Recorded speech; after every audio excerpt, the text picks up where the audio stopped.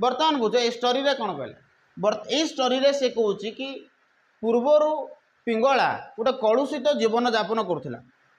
है कि नहीं जो कलुषित जीवन मध्य एवं कौन आविर्भाव होती पद्म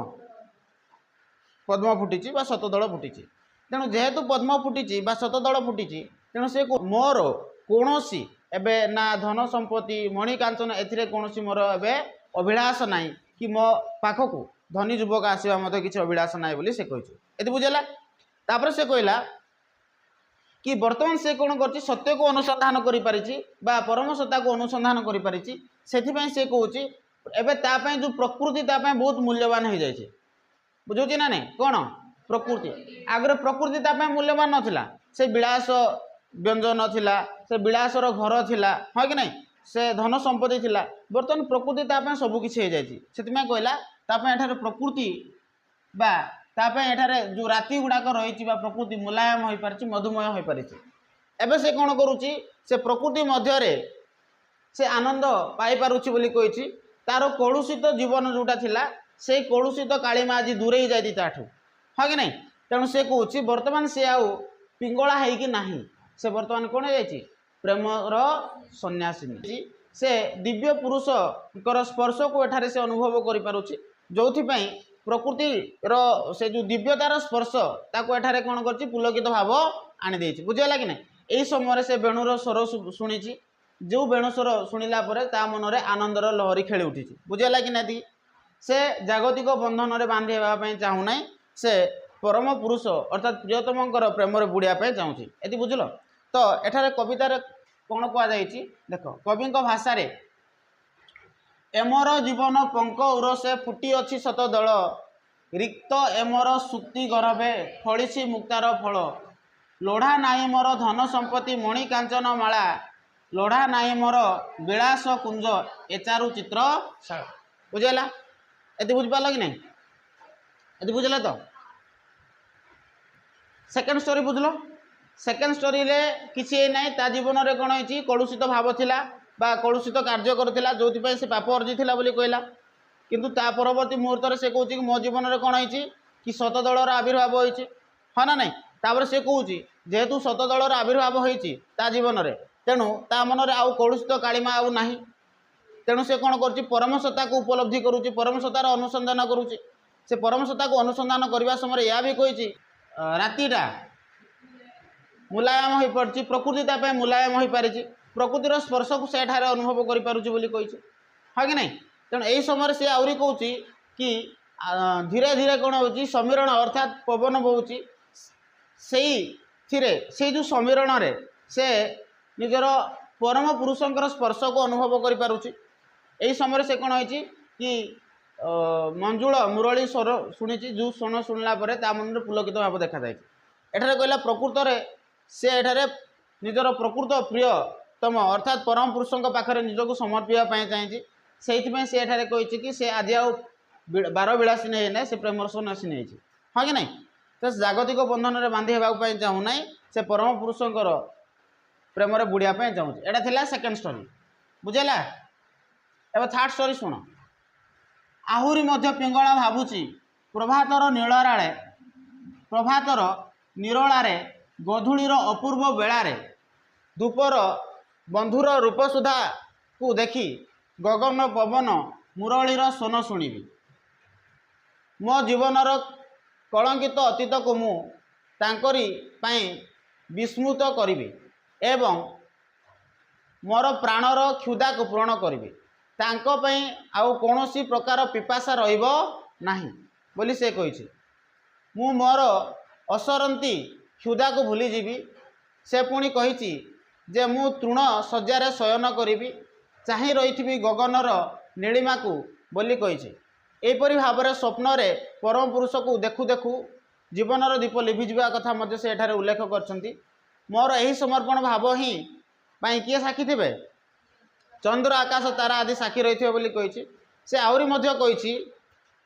कि दिन थिला से पिंगलारू बारबधू जीवन यापन करुला मात्र आज निजक अमर कन्या भाव में निजक विवेचित करिछि से आज जननी भगिनी समस्त होइछि बोली पिंगला तार मत पोषण करते सेकेंड स्टोरी बुझल।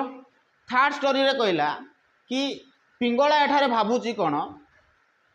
से बंधुर रूप सुधा को पान करिवो। कौन करिवो? बंधुर रूप सुधा को पान करिवो। आउ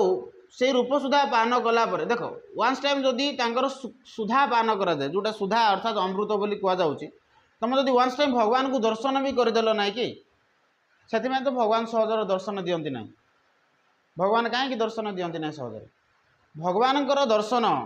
एत सहज नुह से तार रूप सुधा तुम जब थे पान करदेल तुमको आउ केबे भी कौन लगे ना क्षुधा लगे ना भोक लगे ना तुम सदा बेले भगवानकर नाम जपिकी रहीपर ना संसार रे कौन घटुची बुझेगा कि नहीं। से भगवान समस्त को दर्शन दियंती ना जेहेतु भगवान कौन सृष्टि कर जगत को सृष्टि कर जगत पाप आ पुण्य रही जो मैंने पुण्य को प्राप्त कर ईश्वर को दर्शन कर ईश्वर को दर्शन समस्त भाग्य न थाए कि से कहूँ कि एठार बंधुर रूप सुधा पान कलापर शोष भी लगे ना कि भोक भी लगे ना हाँ कि नहीं। से तार जीवन जी कलुषित कार्य गुड़ाक कर सब भूलीज हाँ कि नहीं। आउ से कौन कही कि यही समय से बंधुर जो मुरलीर स्वन को से शुणी पार बोली कही से आउ एठारे आहुरी मत पोषण करी कि से तृणर शज्यार शोब बुझेगा कि नहीं। कौटे शोब? तृणर शज्यार शोब जहाँ को किए देखुवे इंदु गगन तारा एगुड़ाक देखुवे से मैंने साक्षी थे एमती शोवा समय मुझे कौन करी चिरदिन आखि बुझीदेवी बोली से एठारे कही जहाँकि चंद्र गगन तारा एमाने साक्षी रही बोली से कही बुझेगा कि नहीं। पुणी थे सी कह मु आउ बार विलासिनी होगी नहीं कहीं मु आज अमर कन्या पलटि जाइए। कौन है अमर कन्या यही मर्त्य पथर मु अमर कन्या हो जाइए आउ मु बार विलासिनी होगी नहीं मुझे घृण्य काम करूना बोली एठारे से कही ये बुझेगा कि नहीं। आज से समस्त क्या भगिनी होती तो क्या जननी होती बोली एठारे से मत पोषण कर बुझेगा। तो यहाँ हूँ कु स्टोरी नंबर थर्ड। देख कवि भाषा जदि देखा विदाय नौछि विदेह नगर विदाय नौछि आज भूली जाओ मते भूली जाओ मोर घृण्य कलशुराज। से कह मु आज कौन कर विदाय नगर विदाय नौछि भूली जाओ मते भूली जाओ मोर घृण्य कलशुराज। तो मु अतीत जहाँ जहाँ भूल काम कर जो घृण्य काम कर घृण्य काम गुड़ाक भूली जाओ आ मते भी भूली जाओ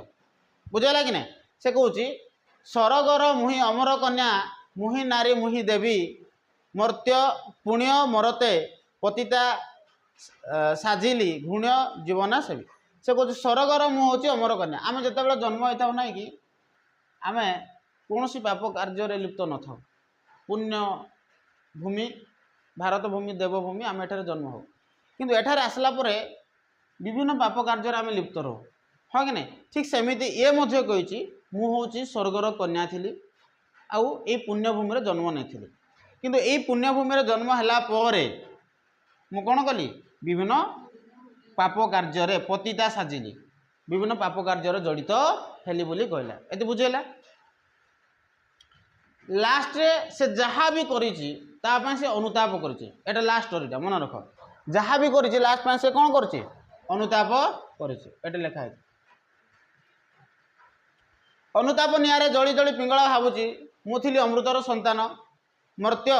अमृतमय सतारू मु सृष्टि होती यही धारा पृष्ठ हाँ कि नहीं। कारण से अमृतर संतान थिला आउ से आम देव अंश बोली कहुच्छे आम कारण प्रत्येक व्यक्ति भगवान अंशर जन्म होता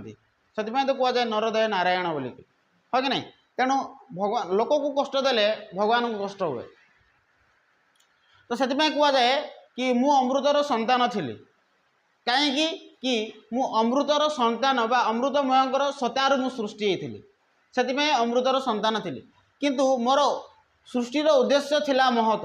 हाँ कि नहीं। प्रत्येक व्यक्ति जो मैंने पृथ्वी पृष्ठ सृष्टि होकर उद्देश्य कौन थाए महत थाए है मात्र निजक पाप कार्य लिप्त रखिली बोली से एठारे कहते परिशेष से दिव्य चेतना को लाभ करी बोली से कवितार कहुई ये बुझेगा कि नहीं। ये बुझिपाल तो उपसंहार आध्यात्मिक प्राप्त कर पिंगला एठारे निजर मनर भाव को व्यक्त करेतु ये आध्यात्मिक पाई तेणु एठारे निजर मनर भाव को से व्यक्त कर कहूँ कि एपरी दिन थिला कि से दिने से पर पुरुष को अपेक्षा करूला। गोटे दिन थिला से कौन करथिला पर पुरुष को अपेक्षा करथिला। पर पुरुष पई से राति उजागर रही सेजर सज्जा पकाउथिला हाँ कि नहीं। आउ कौन करथिला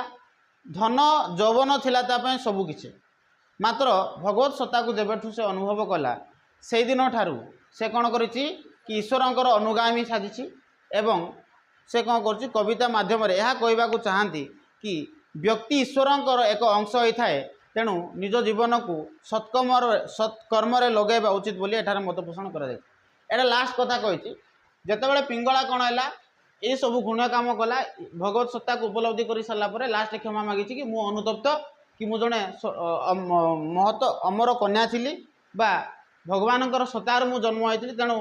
मुझे आसिक कौन कली विभिन्न प्रकार गुण काम कली तो ताकू सी एठारे कही कि मु जेहेतु अमर कन्या थी तेणु पृथ्वी पृष्ठ को आसिक मोर महत् कार्य करने मोर उद्देश्य थिला किंतु से परिशेष कही से जेहेतु दिव्य चेतना लाभ कर कवितार माध्यम दर्शा जाए बुझेगा। एठारे कहला आध्यात्मिक पिंगला एठार पूर्ववर्ती जीवन कथा कहुई पूर्ववर्ती समय से बार विलासिनी थिला हाँ कि नहीं धन संपत्ति मणिकांचन एगुड़ा मूल्यवान थिला परपुरुष मूल्यवान थिला किंतु जितेबाला से भगवत सत्ता को उपलब्धि कला भगवत सत्ता को उपलब्धि कर सारिया पर से कौन कर किसी आवश्यक नहीं बोली से अनुभव करिछि से केवल कौन करछंती कि ईश्वर सत्ता को नहीं बंचाई चाहती ईश्वर सत्ता को अनुभव करती आउ से कहते एठारे कि से केवल भगवत सत्ता को अनुभव कलापर से ईश्वर अनुगामी होइछि बोली कहिछि। तेणु कविता माध्यम कवि एठार कहवाक चाहती जेहेतु आम समस्ते कौन अमृतर संतान बा ईश्वरंकर संतान तेणु एठारे आसी सत्कर्म करबा आम जीवन लक्ष्य बा दरकार बोली एठार कविता माध्यम कहुए ये बुझेगा कि ना।